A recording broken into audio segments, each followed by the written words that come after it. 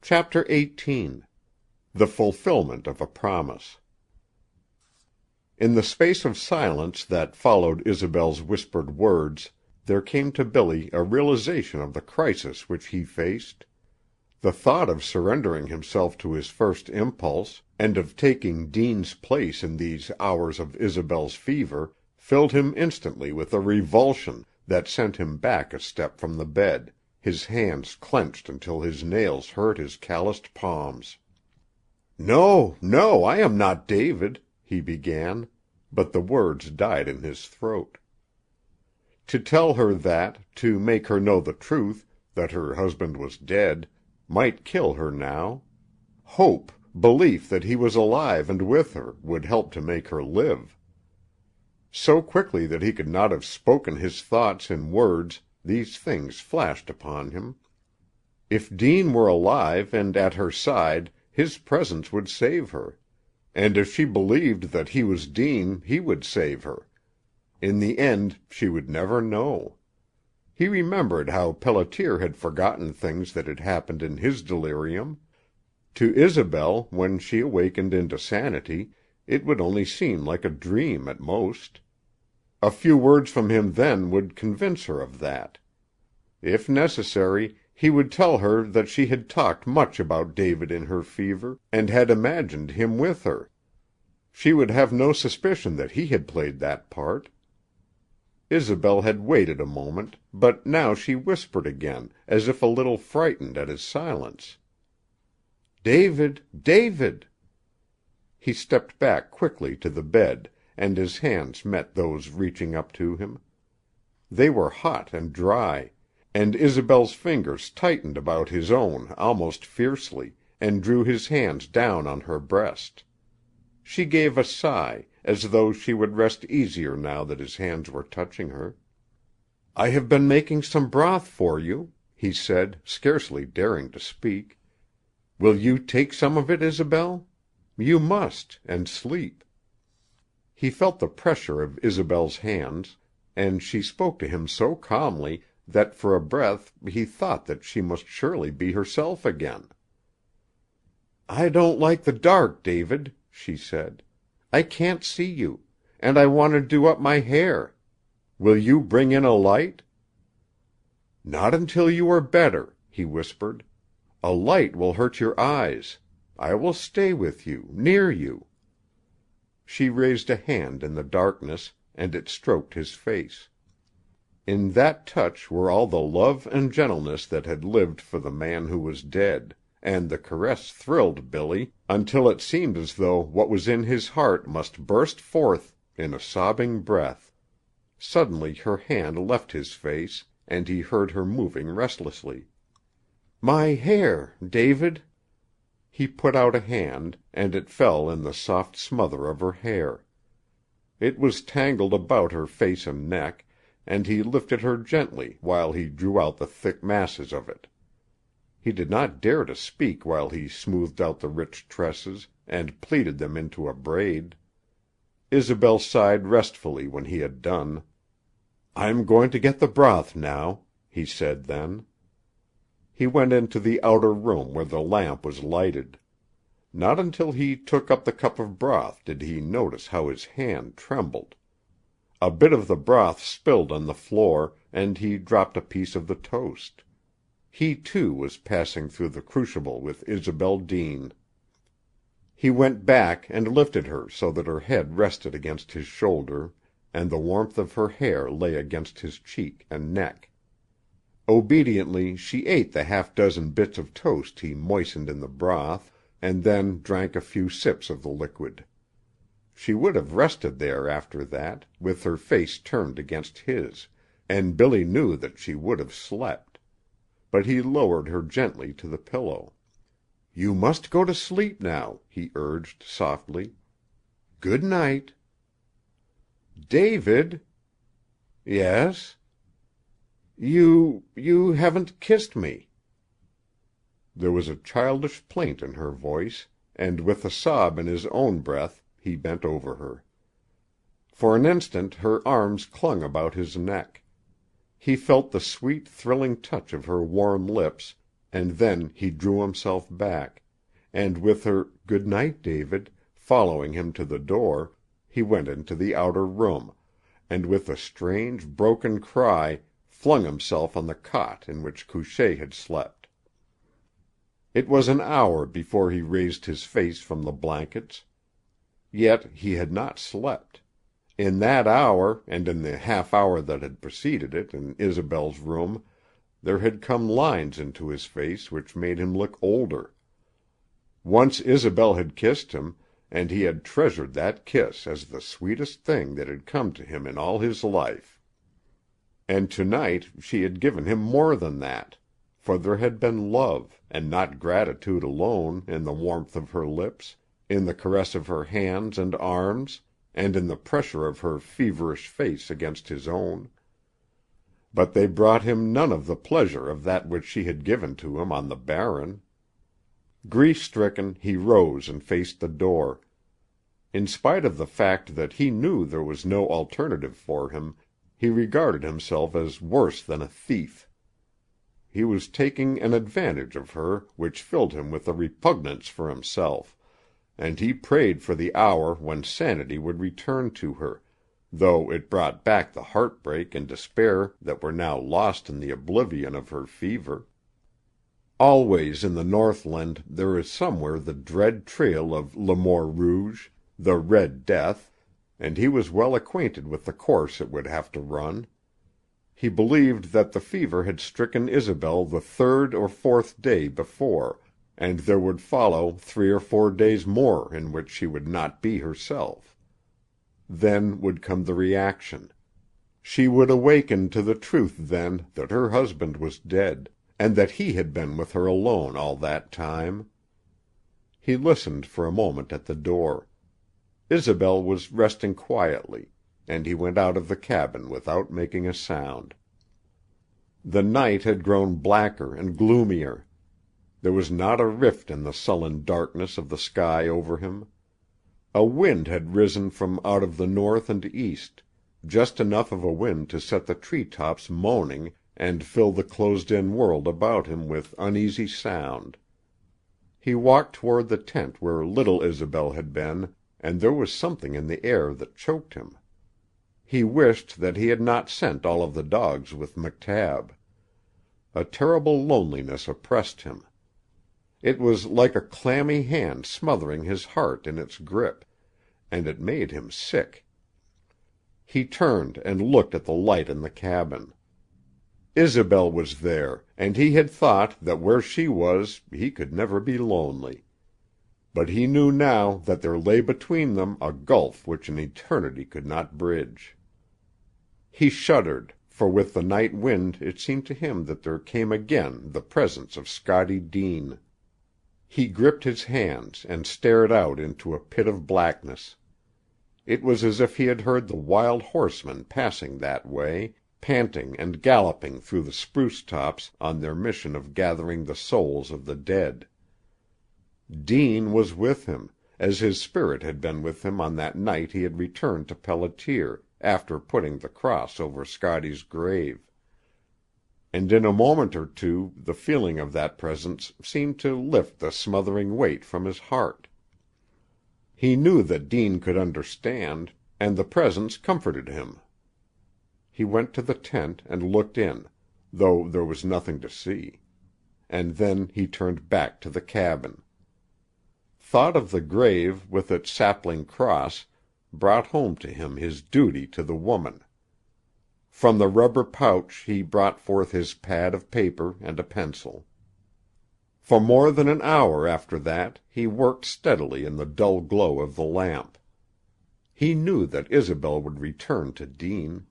It might be soon or a long time from now, but she would go, and step by step he mapped out for her the trail that led to the little cabin on the edge of the Barren.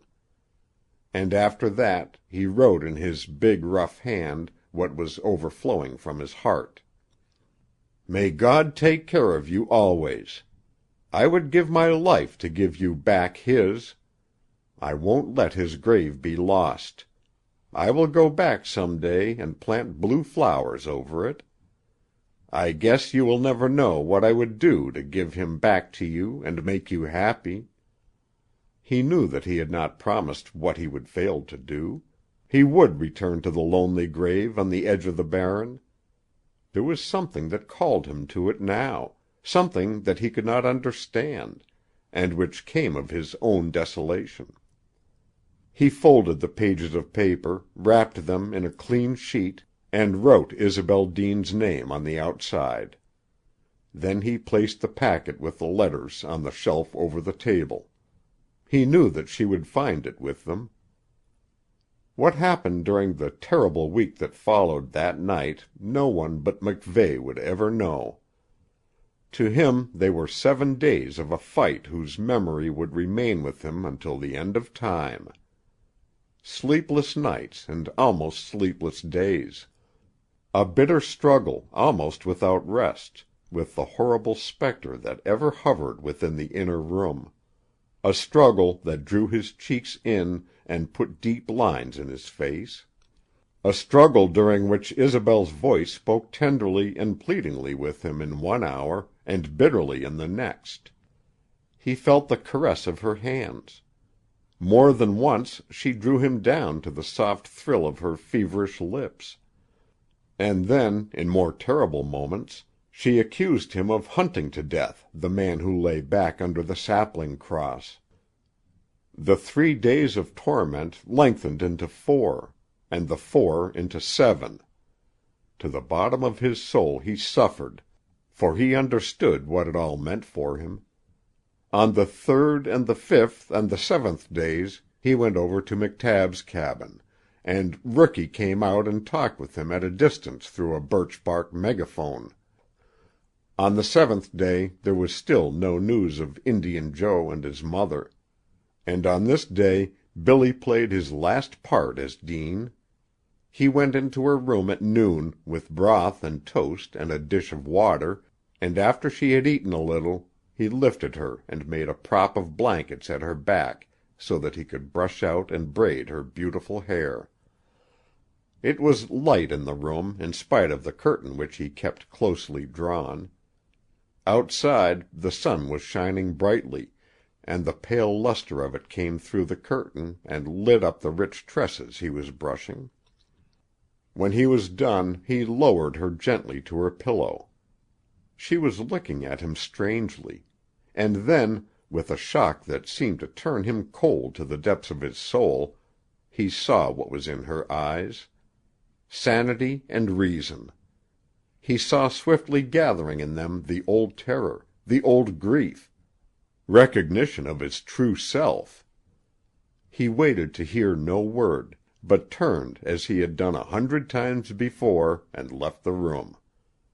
In the outer room he stood for a few silent minutes, gathering strength for the ordeal that was near. The end was at hand, for him. He choked back his weakness, and after a time returned to the inner door. But now he did not go in as he had entered before. He knocked. It was the first time, and Isobel's voice bade him enter. His heart was filled with a sudden throbbing pain when he saw that she had turned so that she lay with her face turned away from him. He bent over her and said softly, "You are better. The danger is past." "I am better, and it is over?" he heard her whisper. "Yes." The baby?" "Is well, yes." There was a moment's silence. The room seemed to tremble with it. Then she said faintly, "You have been alone?" "Yes, alone, for 7 days." She turned her eyes upon him fully. He could see the glow of them in the faint light. It seemed to him that she was reading him to the depths of his soul, and that in this moment she knew. She knew that he had taken the part of David, and suddenly she turned her face away from him again with a strange, choking sob. He could feel her trembling. She seemed struggling for breath and strength, and he heard again the words, "You, you, You." "Yes, yes, I know. I understand," he said, and his heart choked him. "You must be quiet now. I promised you that if you got well I would go. And I will. No one will ever know. I will go." "And you will never come to me again?" Her voice was terribly quiet and cold. "Never," he said. "I swear that." She had drawn away from him now until he could see nothing of her but the shimmer of her thick braid where it lay in a ray of light. But he could hear her sobbing breath. She scarcely knew when he left the room, he went so quietly. He closed her door after him, and this time he latched it. The outer door was open, and suddenly he heard that for which he had been waiting and listening, the short, sharp yelping of dogs and a human voice. In 3 leaps he was out in the open. Halfway across the narrow clearing Indian Joe had halted with his team. One glance at the sledge showed Billy that Joe's mother had not failed him. A thin, weazened little old woman scrambled from a pile of bearskins as he ran toward them. She had sunken eyes that watched his approach with a rat-like glitter, and her naked hands were so emaciated that they looked like claws. But in spite of her unprepossessing appearance, Billy almost hugged her in his delight at their coming. Maballa was her name, Rookie had told him, and she understood and could talk English better than her son.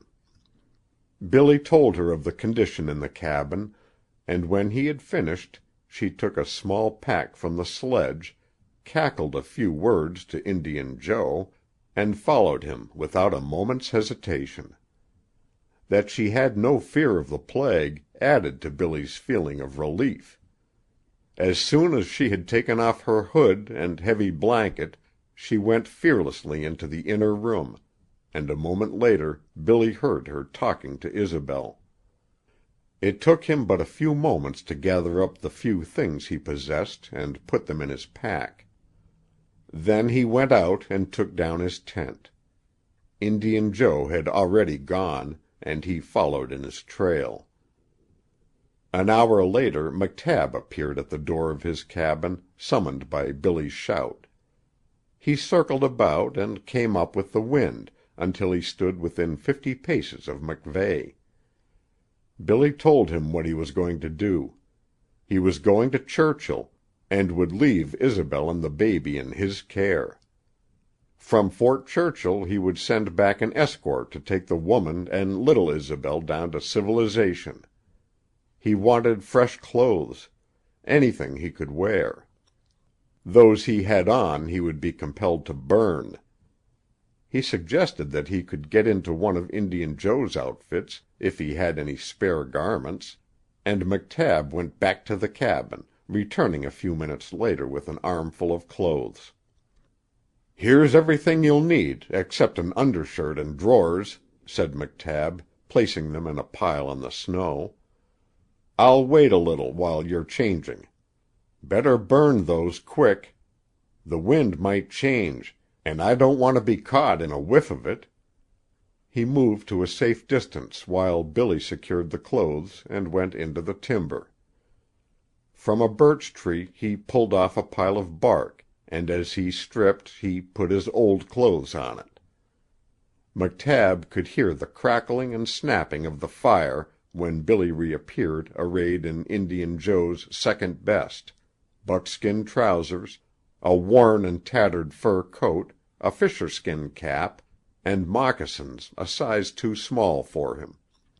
For 15 minutes the two men talked, McTabb still drawing the dead line at 50 paces. Then he went back and brought up Billy's dogs and sledge.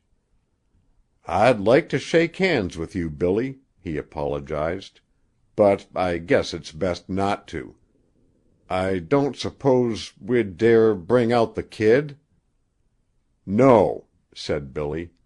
"Good-bye, Mac. I'll see you sometime later.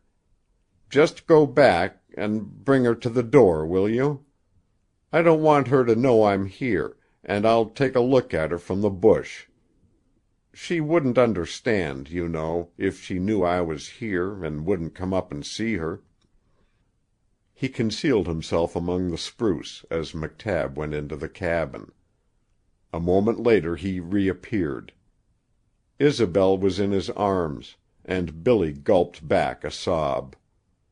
For an instant she turned her face his way, and he could see that she was pointing in his direction as Rookie talked to her, and then for another instant the sun lit up the child's hair with a golden fire, as he had first seen it on that wonderful day at Fullerton. He wanted to cry out one word to her, at least one, but what came was only the sob he had fought to keep back. He turned his face into the forest. And this time he knew that the parting was final. End of chapter 18. Recording by Roger Moline.